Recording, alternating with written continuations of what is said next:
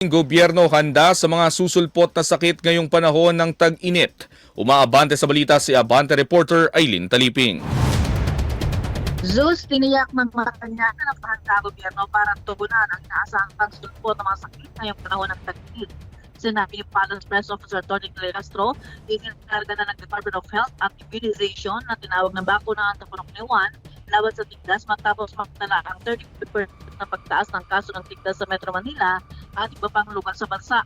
Inikali ni Castro ang mga magulang na dalhin sa health centers ang kanilang anak upang mapakunahan at makaiwas mga sakit ngayong summer.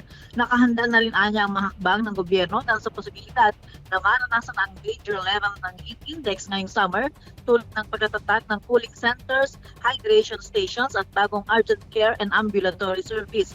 Sinabi kaso ng DOH ang mga ngasiwa sa mga problema kaya hinimuto ang publiko na makipagtulungan para sa kaligtasan ng lahat ngayong panahon ng tag-init. Ako si Aileen Taliping ng Abante Radio, itong balitang mabilis, mabangis at walang mintis.